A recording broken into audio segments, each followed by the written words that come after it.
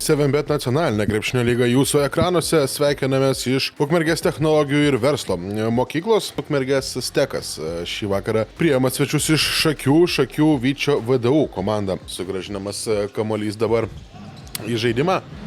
10 sekundžių lieka Šakių komandos atakai. Metimas Kumelis.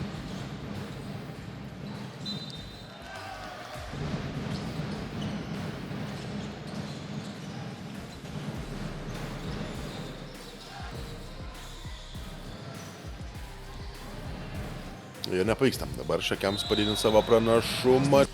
Lygi kova. Jokūbas Rubinas sugrąžina kamuolį į žaidimą. Pirmosios šių rungtynių dalies pabaigos. Darius Tarvydas turi čia ūgio pranašumą. Pats metimo nemeta komandos, būtent pastarėjai. Ką tik prašė pasitarimo. Pertraukėlės po Augustino Mikšto žingsnių. Aikštelės šeimininkai. Atsiprašau, svečiai iš Šakių Tarvydas. Ir vėl, norėjau sakyti, tęsiasi Steko išpuolis, tačiau praranda.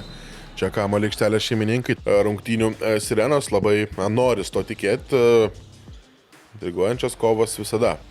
4 minutės. Prabėgo trečiajame šių rungtynių kėlinyje ir čia dar kartelį apsigina.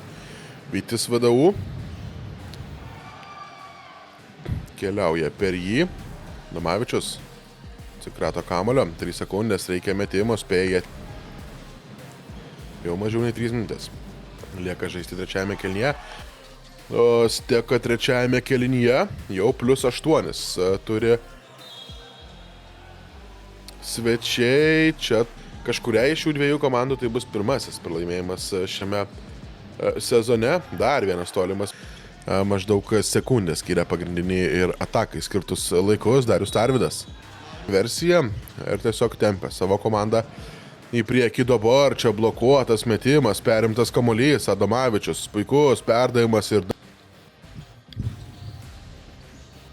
Tarvydas. Arčiau krepšiai. 6 minutės dar lieka sužaisti. Ketvirtajame kėlinyje, kas ten žino, galbūt ne paskutinėme. Dar vienas tolimas metimas ir tikslu saugesniu atstumu atitolsta nuo savo oponentų. Tačiau tas saugus atstumas net kaip ir labai geras dalykas. Čia tolimas metimas labai netikslus ir dabar jau panašu, kad pražangomis teks stabdyti. O Stekui teks pripažinti pirmąjį pralaimėjimą. Taip, nebepuola Vytis VDU, galime fiksuoti galutinį šių rungtynių rezultatą. 95-88 Vytis VDU.